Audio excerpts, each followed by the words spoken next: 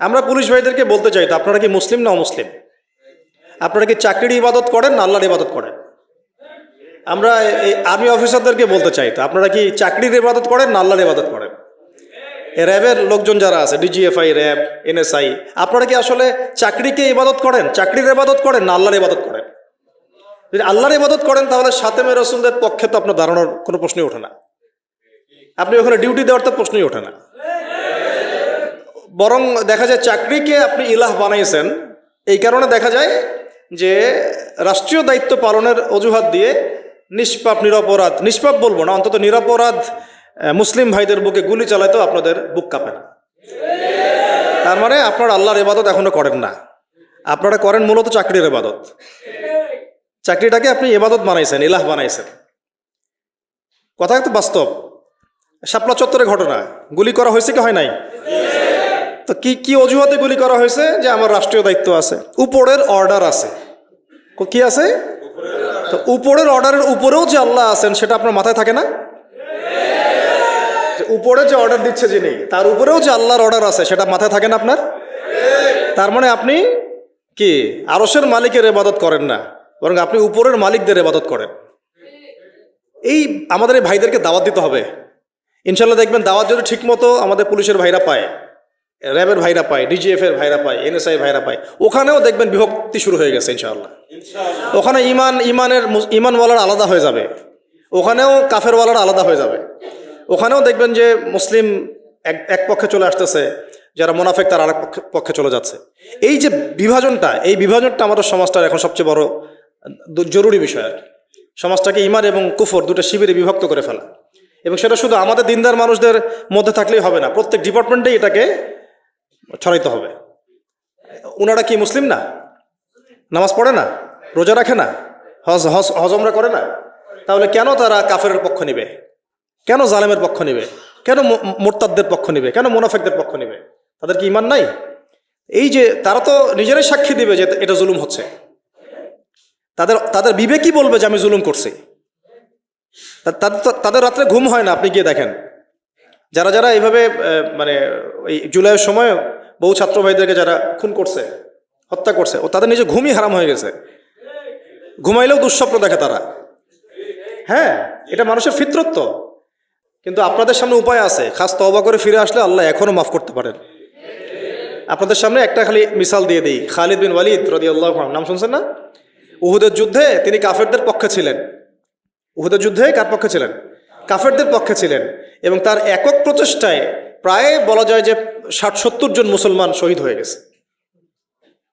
যুদ্ধের শুরুর দিকে তো আমরা জিতে গেছিলাম, এবং তিনি পিছনের দিকে সুযোগের অপেক্ষা করছিলেন। যখন জাবাল রুমা থেকে সাহাবায়ে কেরাম নেমে আসলেন আল গানিমা বলে, তখন তিনি পিছন দিক থেকে 100 ঘোড়সাওয়ার নিয়ে এসে আক্রমণ করলেন। করে যুদ্ধের পুরো গতিপথই পরিবর্তন হয়ে গেল। আমরা সাময়িকভাবে বিপর্যয়ের সম্মুখীন হয়ে গেলাম। এমনকি নবী সাল্লাল্লাহু আলাইহি ওয়াসাল্লামের দাঁতও শহীদ হয়ে গেল। বহু সাহাবায়ে কেরাম অল্প সময়ের মধ্যেই শহীদ হয়ে গেলেন। এমনকি হামজা রাদিয়াল্লাহু আনহুও শহীদ হয়ে গেলেন। তো এটার মধ্যে সবচেয়ে বড় ভূমিকা কার ছিল? খালিদ বিন ওয়ালিদ রাদিয়াল্লাহু আনহু। এরপরে তিনি মুসলিম হয়েছেন। মুসলিম হওয়ার পরে তিনি আরো 100টা যুদ্ধ করেছেন ইসলামের পক্ষে, এবং কোনো যুদ্ধে তিনি পরাজয় বরণ করেন নাই। ওই খালিদ বিন ওয়ালিদ রাদিয়াল্লাহু আনহুর হাতেই সিরিয়া বিজয় হয়েছে, পারস্য বিজয় হয়েছে, হীরা নগরী বিজয় হয়েছে, মাদিয়ান বিজয় হয়েছে। তারপরে আপনার ওই যে বাহরাইন, ওই যে জর্ডান, এই সব জায়গাগুলো বিজয় হয়েছে কার হাতে? এই খালিদ বিন ওয়ালিদ রাদিয়াল্লাহু আনহু। তা আমরা চাই আমাদের আর্মির ভাইরা, র্যাবের ভাইরা, পুলিশ প্রশাসনের ভাইরা, আপনারা খালিদ বিন ওয়ালিদ হয়ে যান, আব্দুল্লাহ বিন উবাই হয়েন না। আপনারা পারলে খালিদ বিন ওয়ালিদ হন, আব্দুল্লাহ বিন উবাই হয়েন না। আব্দুল্লাহ উবাইকে তো চিনেন নাকি? এটাও ব্যাখ্যা করতে হবে।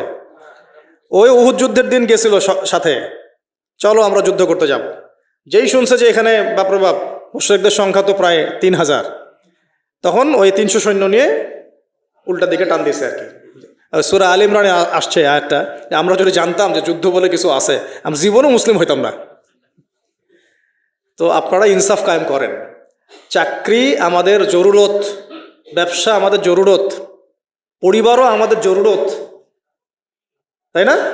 বাড়ি আমাদের জরুরত, পেনশন আমাদের জরুরত, জমি আমাদের জরুরত। এগুলো নিয়ে কেউ কবরে যাব না আমরা। এগুলো নিয়ে কেউ কবরে যাব না আমরা। অতএব এই ক্ষণস্থায়ী বিষয়গুলোকে প্রাধান্য দিয়ে এই চিরস্থায়ী আখেরাত নষ্ট করিয়েন না আপনারা। এই ভাইদেরকে দাওয়াত দিতে হবে বেশি বেশি করে। আল্লাহ পাক আমাদের এই প্রত্যেক ভাইদেরকে যেন কথাগুলো বোঝার এবং আমল করার তৌফিক দেন, হেদায়েত যেন নসিব করে নেন। তাদের মধ্য থেকে আল্লাহ যেন ওমর এবং খালিদের মতো মানুষ বের করে নিয়ে আসেন। এটা কিন্তু সত্য কথা যে এই প্রত্যেকটা বিভাগের মধ্যেই এমন অনেক ভাই আছে যারা ইসলামকে মহব্বত করেন, ভালোবাসেন এবং মুসলিমদেরকে মহব্বত করেন, ভালোবাসেন এবং আমাদের পক্ষে থাকতে চান। একটাই শব্দ, হুজুর স্যার আমাদের চাকরি। আমাদেরকেও বের করে দেওয়ার সময় বলতেছিল যে আমাদের জন্য বদদোয়া করিয়েন না, এটা আমাদের চাকরি। ভাই আমাদের জন্য বদদোয়া করিয়েন না, এটা আমাদের চাকরি। তো আমরা বদদোয়া করি না, বদদোয়া করিও নাই। কথা হচ্ছে এখন আপনি চাকরির ইবাদত করবেন না, ইবাদত করবেন কার? আল্লাহ। যে চাকরি আপনাকে জুলুম করতে বলবে ওই চাকরি আপনি ছেড়ে দিয়ে চলে আসবেন। যে চাকরি আপনাকে নিরপরাধ মানুষের উপর গুলি চালাইতে বলবে ওই চাকরির মুখে লাথি মেরে চলে আসবেন আপনি। আর যে আদর্শ আপনাকে আল্লাহ এবং তার রাসূলের পক্ষে নিয়ে আসবে তার জন্য আপনি জীবন উৎসর্গ করে দিবেন। এইরকম যদি ইমানদার হইতে পারেন ইনশাআল্লাহ আগের সব গুনাহ আল্লাহ মাফ করে দিতে পারেন। এমন হাদিস আছে, দুই ব্যক্তিকে দেখে আল্লাহ পাক হাসবেন কিয়ামতের মাঠে। আল্লাহ পাক কেমন করে হাসবেন ওইটা আবার ব্যাখ্যা করার দরকার নেই। এই হাসি মানে আমাদের হাসি কখনোই না, এটা আল্লাহর শানের মতো। আল্লাহ ভালো জানেন, আল্লাহু আ'লাম বিস-সাওয়াব। আমরা জানি না, যতটুকু এসেছে এতটুকু বললাম। কোন দুই ব্যক্তি? একজন ব্যক্তি আগে কাফের ছিল, মুসলিমদের বিরুদ্ধে যুদ্ধ করেছে, করে কোনো মুসলিমকে শহীদ করে দিচ্ছে। পরে সেই ব্যক্তি আবার মুসলিম হয়ে ইসলামের পক্ষে যুদ্ধ করেছে, করে আবার শহীদ হয়েছে। এই দুই ব্যক্তি একসাথে জান্নাতে যাবে।